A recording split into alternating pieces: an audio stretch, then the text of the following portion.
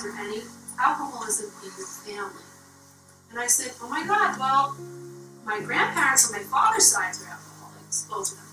And the grandparents on my mother's side are alcoholics. And my 2 uncles are alcoholics. He's like, so there's alcoholism in your family? I was like, yeah, yes, so. So he said, so then you are the adult child of an alcoholic. Your parents are adult children of alcoholics. And I said, I guess so. Any therapy? Are you kidding? Kevin Barbie? Or my grandmother committed suicide. So obviously, hello, mom, hello, dad, lots of dysfunction. But I grew up in a house literally with a white picket fence. And so everything that I felt out here that didn't make sense, I thought was me. Because everything looked perfect. Mom, dad went to work, mom was cooking, we went to school, we went to the doctor. But I did not feel connected in any way, shape, or form to the people that raised me. I felt very detached, very disconnected. Because I realized what happened with codependency was my parents had affected me, and they were unaware that they were unaware.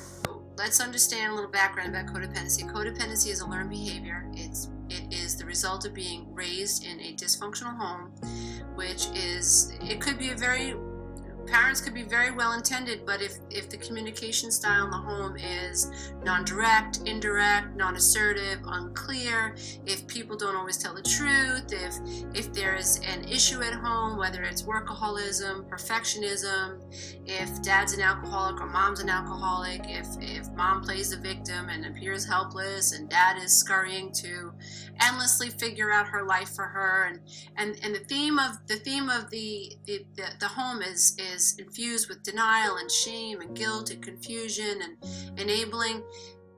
The results of that become evident in future relationships, especially with the children when they begin to venture out and try to make friendships and try to create romantic relationships with other people. So being codependent means you basically lost yourself in the dynamic of the relationship. Some people become addicted to the relationship. They lose themselves. They can't sleep. They can't eat. They can't think outside of anything that has to do with the relationships. Alcoholics carry with them that many don't even know exists. And I firmly believe that this is the problem. When you've been wounded as the adult child of an alcoholic, because the wounds are inside, sometimes even the victim of the wounds, of the dysfunction of alcoholism, doesn't acknowledge just how pained they truly are. If adult children of alcoholics wore their bruises on the outside and they went through life with black eyes or battered skin or bite marks on their necks or their arms or their legs, or if the skin on their back was ripped open from some type of a leather strap, then the world would be up in arms over the abuse that an adult child of an alcoholic had to tolerate as children. And we would get so much more validation and we would feel so much more real. Coming from where my family environment, my parents were both adult children of alcoholics. And because neither one of them drank to excess, it was sort of presumed in my home that alcohol really wasn't, excuse me, alcohol was not an issue. For whatever reason, I came into this time-space reality feeling that there was something wrong with me. The disconnect between my mother and I felt so abnormal and so wrong that the child self that I was internalized it and thought, I'm bad. This disconnect that I feel has everything to do with me not being enough. And that one emotion, that one sense, that one knowing became an imprint on my brain. And it became the blueprint for the rest of my life. And how codependency and pathological narcissism is passed from one generation to another. Just like the baton is passed in a relay race. You see, these dysfunctional families that we're born in go back hundreds of years, centuries. And, truth be told, it wouldn't surprise me if it was 400 or 500 years. Because, first of all, there wasn't a lot of psychotherapy back then. And therefore, how would you stop the pattern from moving forward? It's like a train. And once a train is destined to its location, and its location is the next generation, it's not going to stop.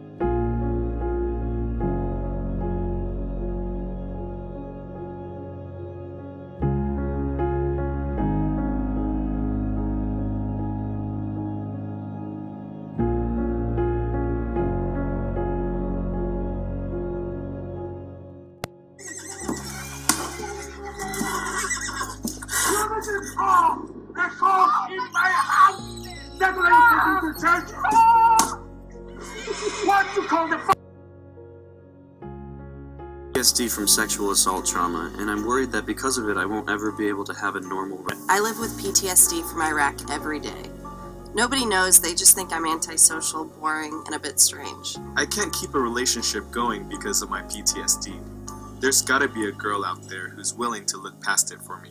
I wasn't in the military, they dismiss it like I'm lying. I have severe PTSD, but I'm afraid to get the diagnosis. I don't want a label, a handout, or sympathy.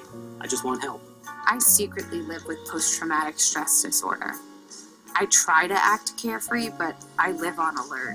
I hate it when my PTSD acts up, and I'm suddenly afraid of everyone. My trust issues make everything so hard, and I wish I could just forget my past.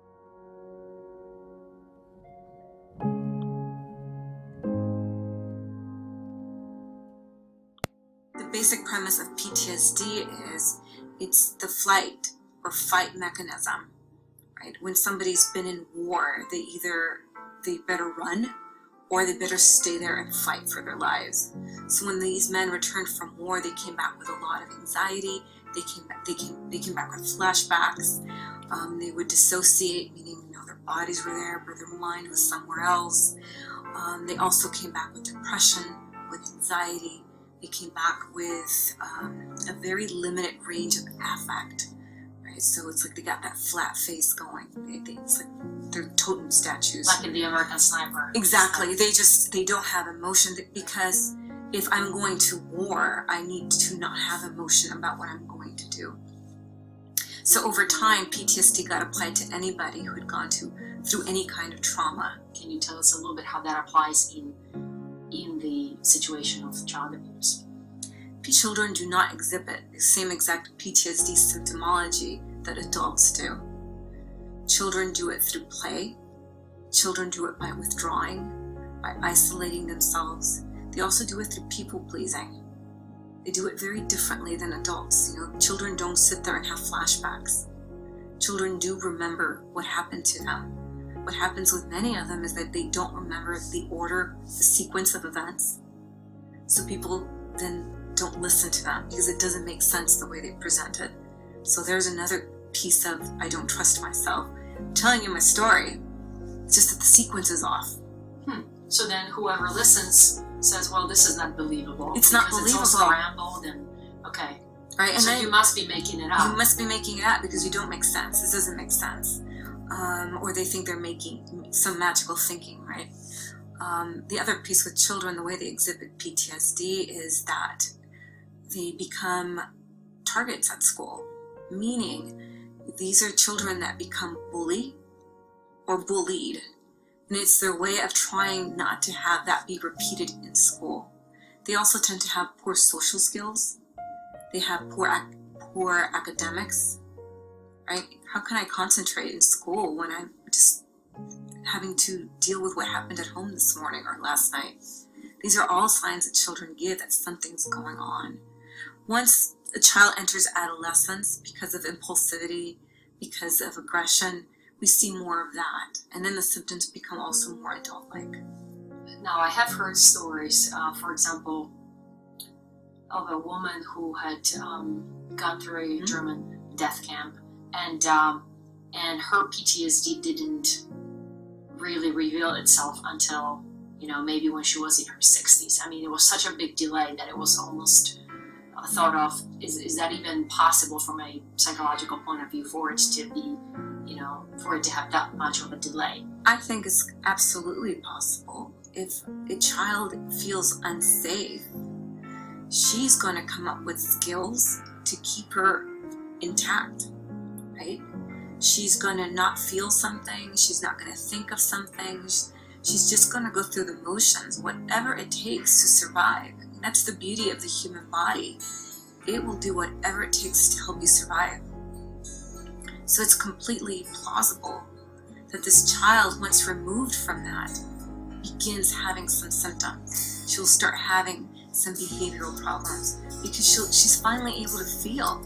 She's finally able to feel safe enough to go back and feel the anger, the frustration, the sadness, the fear of it all. Before that, she was just surviving.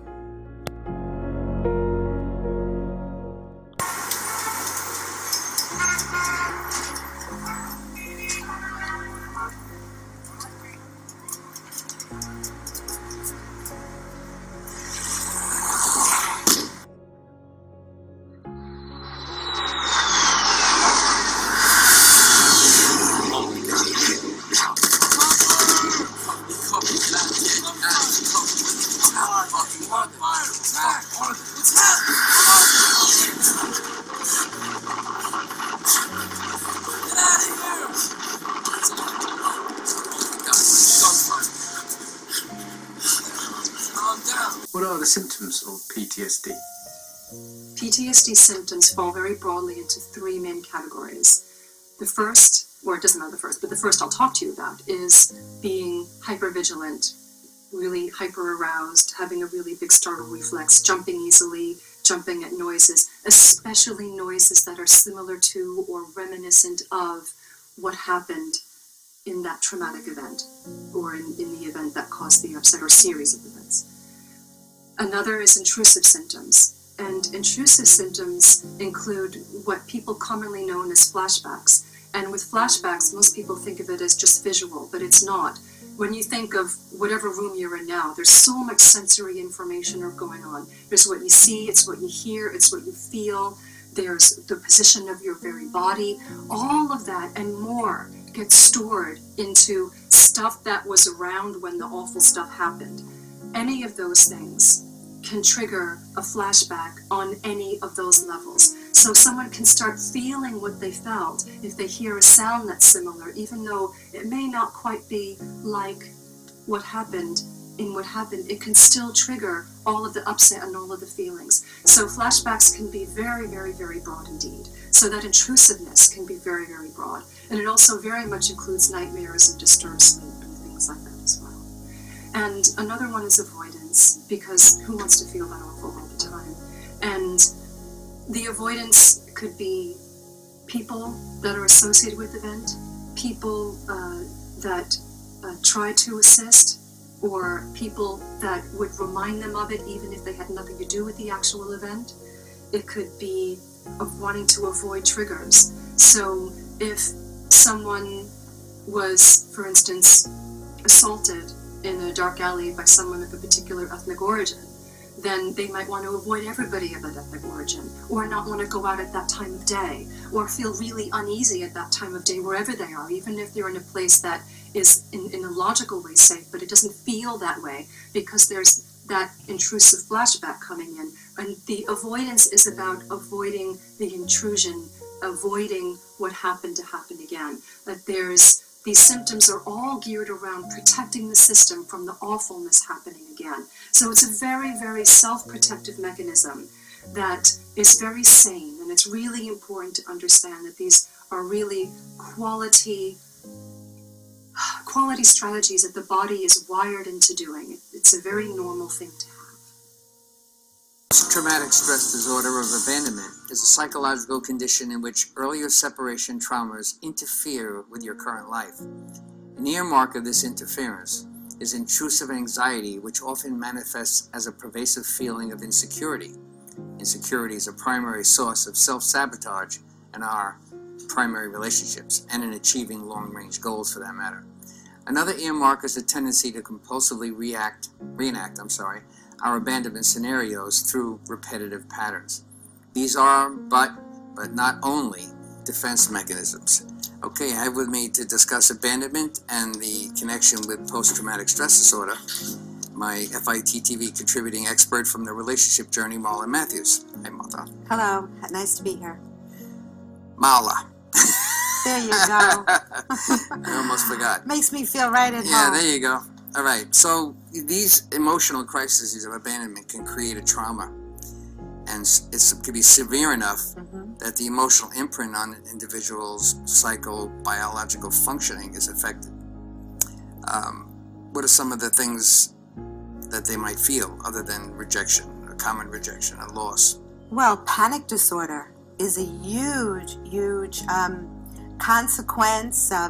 The pervasiveness of the disease, it's something that actually happens in the brain, the part of the brain that responds to flight or fight, so that when someone is abandoned over and over again, it could start in childhood, adulthood, later in life, but if this situation happens often enough, it very much brings about it this post-traumatic stress disorder, which is now being talked about as if the person is actually experiencing the same thing as a war veteran. Not quite on that level. However, emotionally, how can you really compare emotions? It's apples and oranges. Exactly. We all react differently. That's right. So what you might feel is an intense reaction might be something different for someone else to cope with, but it brings about very much the same sort of panic. And really, panic is the opposite side of a coin as depression. When someone is going through panic attacks and a panic disorder, which even gets to be so severe, where the panic becomes ruling their life, it's another manifestation of depression. It just manifests differently.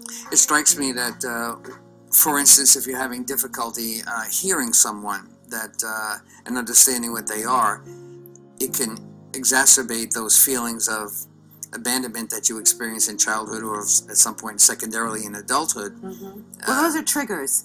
You see, if you have enough wounds and you have enough problems and loss and tragedies in your life, if you will, we develop more triggers so that the person, let's say someone's going through a situation, one of the most tragic things you can imagine is the loss of a child. All right, now people would say, but that's not abandonment. Well, it's the most severe form of abandonment, even though it wasn't a purposeful abandonment. It was it's something that was there, that was in love or in life, and then it's not there anymore. Exactly. It's a form of what you're referring to as abandonment. Yeah, abandonment. So abandonment, maybe we should define what abandonment is. It takes on many different qualities. Abandonment does not necessarily mean the loss of a marriage or a job, although those can be in that consequence. It's a tragic loss of any kind where the person has absolutely no control of getting that person or the situation back again. Empty nest syndrome, when women go through losing their children to college, they get married and they're all alone, that can bring upon triggers too. Perhaps nothing close to the kind of triggers someone would experience when they lose a child through death, but nevertheless, again, triggers of abandonment. In the 90s, the CDC and Kaiser Permanente discovered an exposure that dramatically increased the risk for 7 out of 10 of the leading causes of death in the United States. In high doses, it affects brain development, the immune system, hormonal systems, and even the way our DNA is read and transcribed. Folks who are exposed in very high doses have triple the lifetime risk of heart disease and lung cancer, and a 20-year difference in life expectancy. And yet doctors today are not trained in routine screening or treatment. Now, the exposure I'm talking about is not a pesticide or a packaging chemical. It's childhood trauma. talking about threats that are so severe or pervasive that they literally get under our skin and change our physiology. Things like abuse or neglect, or growing up with a parent who struggles with mental illness or substance dependence. Silence gives consent. And today what I'm hoping is we can break some silence, even when it's uncomfortable, because I think we want to do important things.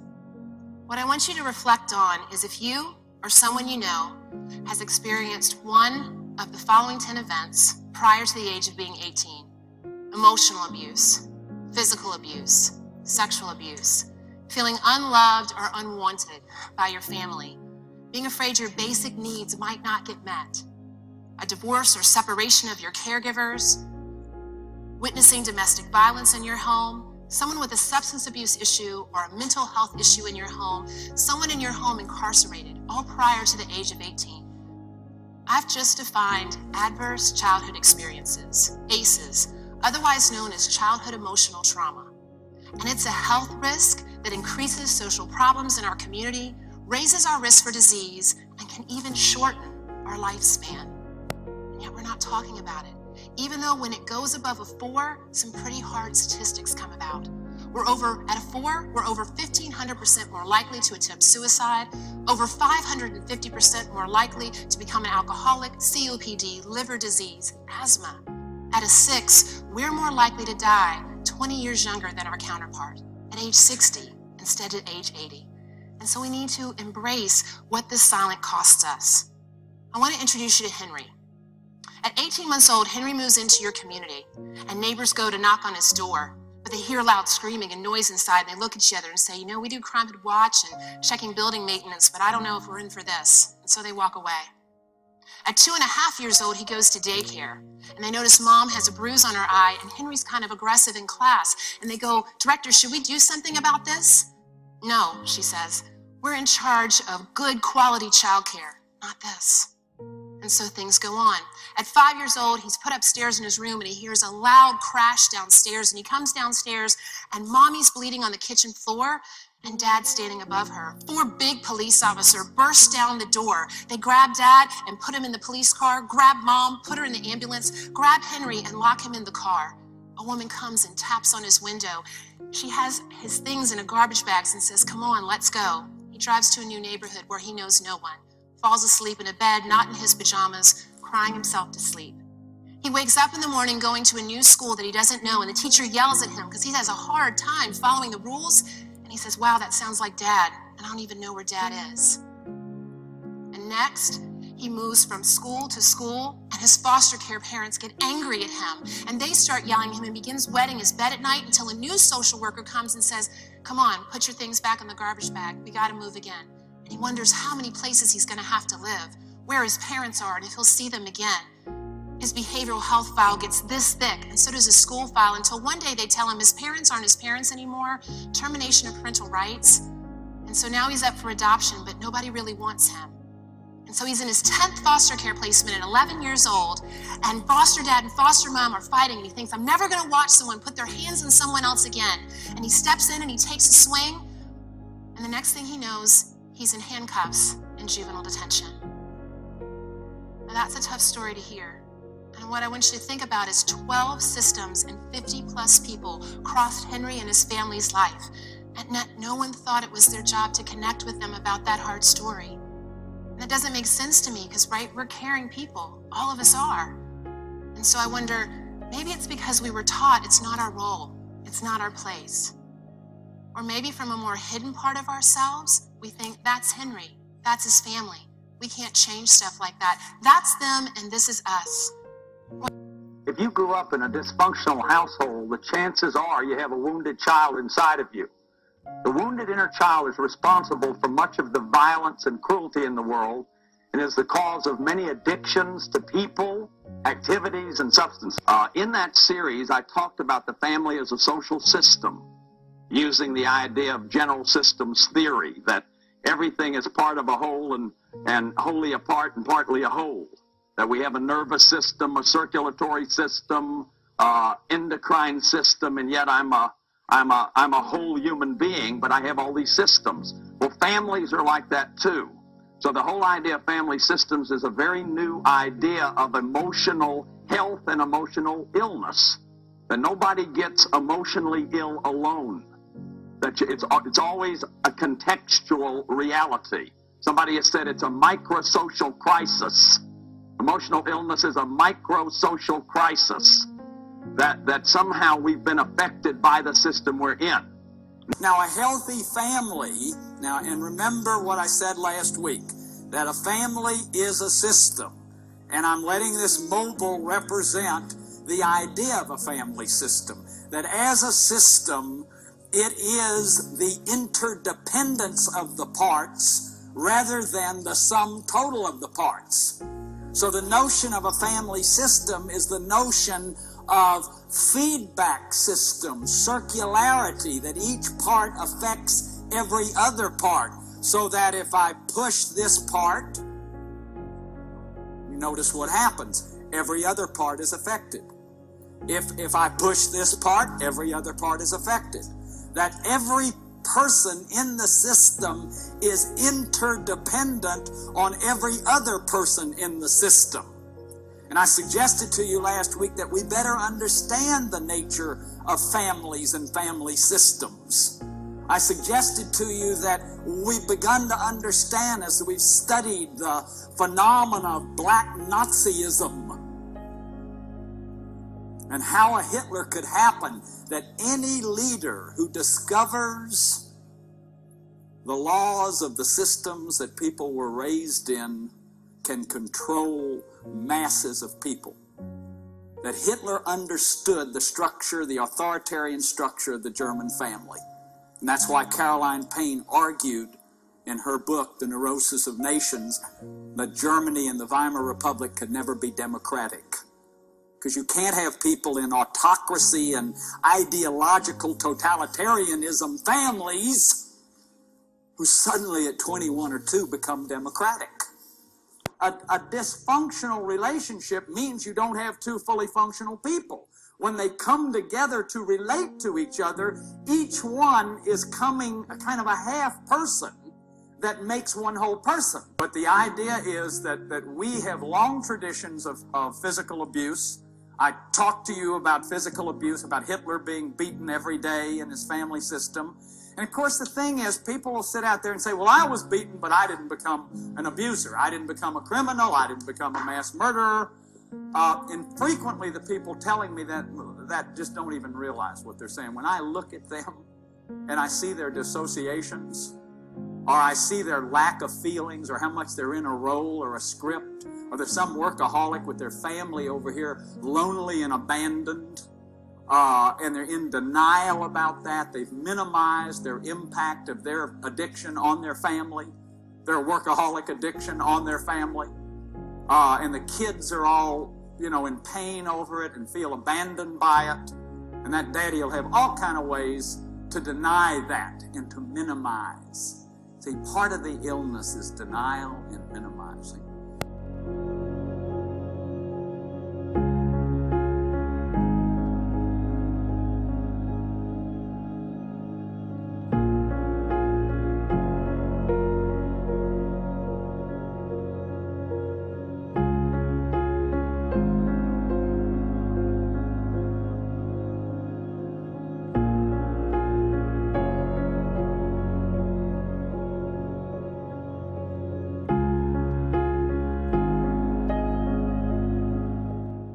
Victims of physical abuse don't know they were victimized.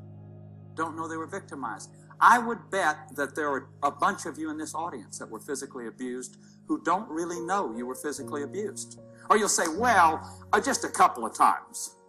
Just a couple of times they really went crazy and knocked me around.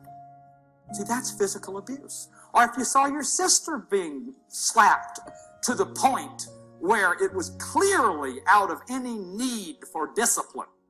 And please understand me, I don't personally like corporal punishment. Whack her inside and whack her 10 times has absolutely no evidence whatsoever that that's helpful to her as a person, or that discipline, which means a learning, a teaching. Disciplina in Latin means to teach people something. What does that teach somebody? What it teaches is that when you get the power and the rod, you get to whack somebody too. That's exactly what it teaches. Because then the child is told, I am doing this for your own good. I'm doing this for you. This is an act of love. As I hurt your body, it hurts to be hit. It hurts to be hit. And somehow we are just glossed this over. I wrote up one day on a crisis hotline. You cannot believe the stuff that was coming in. The physical abuse that was coming in on crisis hotline. And if you don't believe me, call somebody down there and just ask them. The kind of abuse, the burning, scratching, slamming heads, crushing heads, kicking, hanging a kid upside down, cattle prods. 10 million people are the victims of their own family's violence a year, and the number is growing. Feelings have inside. I'm unlovable for who I am. I am lovable for what I do for you and what I don't do for me. And every person who is an SLD, that's their internal dialogue, whether they articulate it that way or they just feel it that way. So whether or not you remember your attachment trauma, and most of our clients don't, that's the technique that I'm going to be going through at the very end of this training, we're walking around with remnants of it. Being a human doing versus a human being, being relationally and emotionally isolated, the pathological loneliness, the addiction, and the perpetual love affair with narcissists who make you feel like crap. It's very painful. And if you can get to that type of pain in your therapy, or if you can get to that type of pain in your own personal work, we are now getting to the problem. We are taking the Band-Aid off, and we're starting to look at what we know as codependency or SLDD. We have to understand what trauma is. The DSM, and I love the idea that we have a book, a manual of sorts, that sorts out what all the diagnoses are and gives very specific and concrete explanations of what a disorder is. As much as many of us dislike that, and it leaves some disorders out, it is important for us to be able to have objective criteria to know what a disorder is and what it doesn't. So trauma, unfortunately, is seen by most people as post-traumatic stress disorder. So if you have a trauma disorder, the diagnosis is just that. Well, many of us know either by our own experience or treatment of it, trauma is a much more diverse concept. It's not what happened to you, but your experience of it. Trauma is also affected, buffered, or mitigated by all sorts of important factors. Psychological resilience, supportive family, early mental health intervention. The reason this is important, because you're going to work with a client, or you are that person, and they have a sibling group of 5.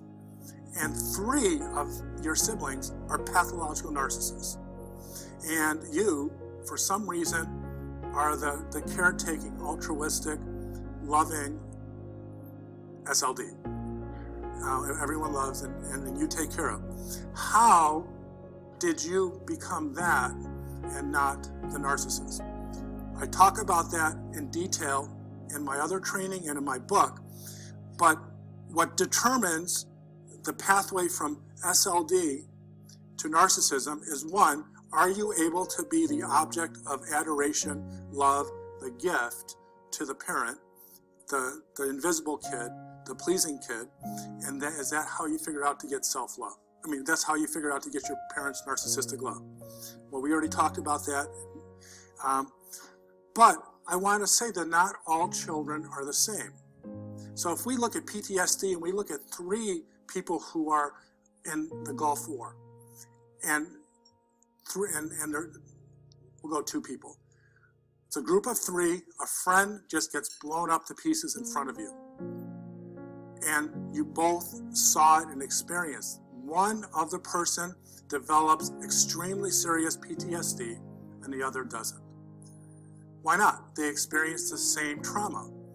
There are so many mitigating and buffering factors that explain why someone is more impacted by trauma versus the other. It's the same concept kind of when we look at a child, that some children are born with a stronger predisposition. Some children might have a grandmother, they might have an aunt, they might have something that somehow makes the trauma less. So if we're going to understand trauma and we're going to create a continuum of trauma, we have to understand that not only is all trauma, that trauma is known in gradations, but it also is developed differently based on many, many factors. But they're very similar. They're not all of it rises to that level. Trauma is something that occurs to us that is upsetting. We can't process it despite our intentions, both our conscious intentions and our mind's available resources. We can't process it, and it is organized and relegated into our limbic system through the hypothalamus, the hippocampus, the amygdala, the prefrontal cortex. Our brain has a way of organizing it to make ourselves protect ourselves. It is like we have a protection vault or a circuit breaker. The more profound the trauma is, the deeper it's buried, and the more that our brain becomes activated in its own reflex to protect ourselves. This all happens below our conscious thought.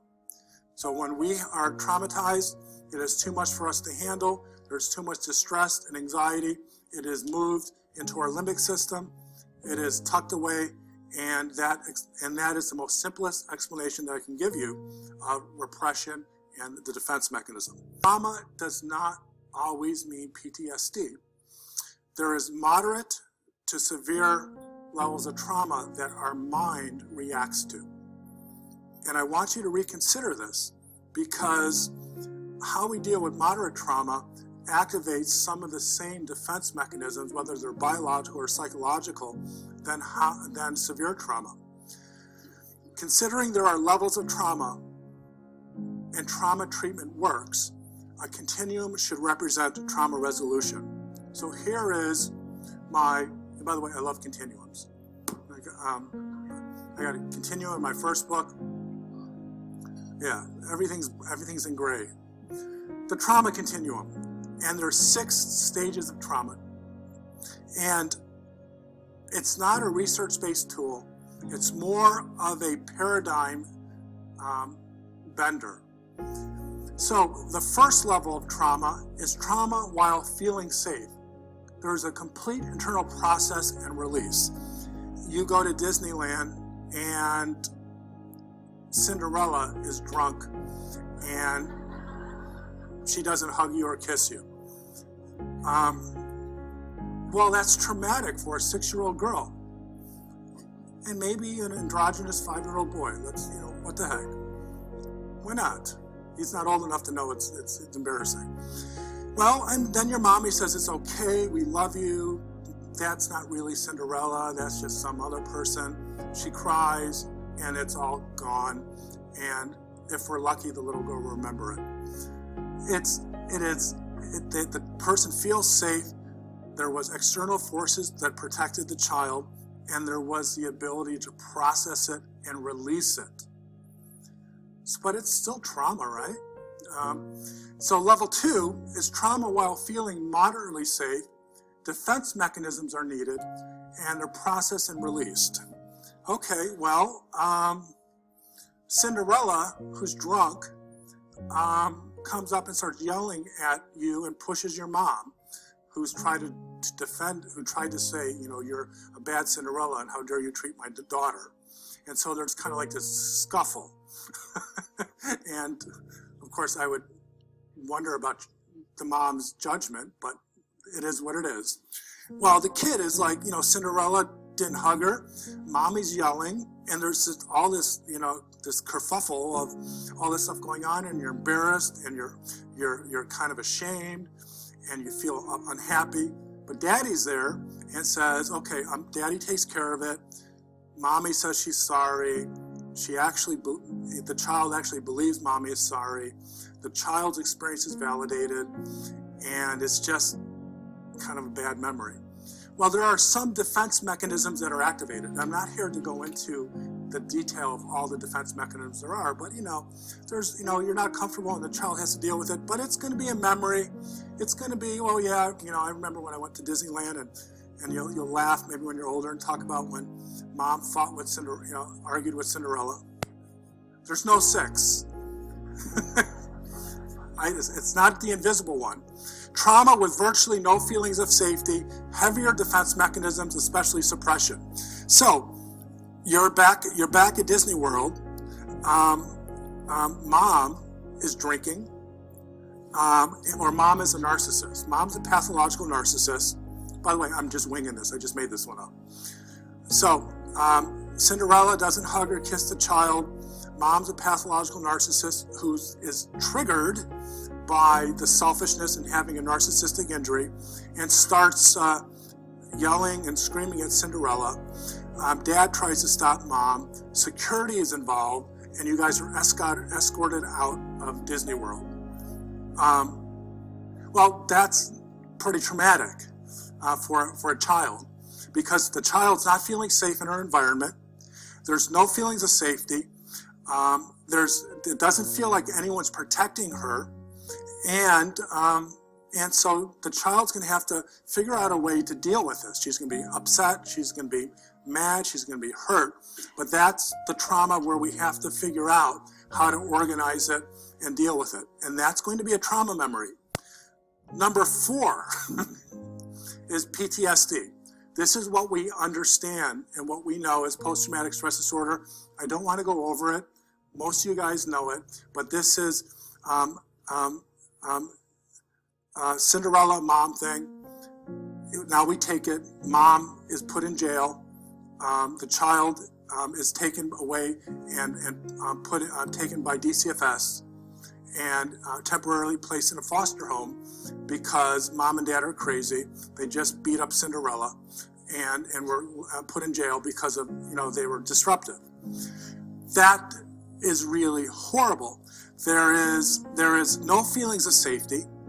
There is no way that anyone tried to mitigate the trauma. The child or the person was all alone, and all they have is their defense mechanisms to try to figure out this horrible, horrible memory. It gets relegated to our unconscious and to our limbic system, stored it into our amygdala, and we try to never remember that incident. And that's what we know as PTSD. And then we have number 5, complex PTSD, which is it's multiple traumas with multiple psychological issues. It's an exponential experience of trauma, and there's no different. I mean, I don't even want to try to explain what happened. The person goes to foster care and is sexually abused. So the point is, when we look at attachment trauma, it doesn't have to fit into what we know as PTSD to understand that it is very painful. The person did not feel safe. There was not a way to process it. There was not a way for our brain's natural mechanisms, and they are unconscious and they are hardwired to process trauma, to learn from it. When we can't process trauma and to learn from it, there is a survival mechanism that takes those memories and they relegate that into a safe area where we can't feel or remember it anymore. The problem is, it's a very rudimentary process, and it ends up hurting us later if we don't work it out. So attachment trauma is very close to PTSD. It might not rise to the exact definition, but if we acknowledge that it is close to it, we can then use what we know about PTSD, because some of us know a lot about PTSD. Some of us know a lot about trauma. I'm just saying, open up your mind a little bit, think a little bit in gray, and if you understand attachment trauma and you understand PTSD, then you might know what to do better in the treatment of trauma. Uncovering repressed trauma is very difficult work. SLD is not the problem, but a symptom. It's a symptom pretending to be a problem itself. It manifests as an addiction, it's kept around by pathological loneliness, but it originates as an attachment trauma, and it's repressed, and it becomes invisible, and the person can't remember. They might be able to remember facts, but they can't remember the feelings and the trauma memories. And if you're going to work and solve SLDD, and you want to finally get someone to break this habit, this horrible life pattern, we have to understand that the work has to connect to the trauma, and we know trauma is often repressed, suppressed, or all sorts of other psychodynamic, psychoanalytical terminology. Then we know that we have to do a certain type of psychotherapy that's got to connect to that.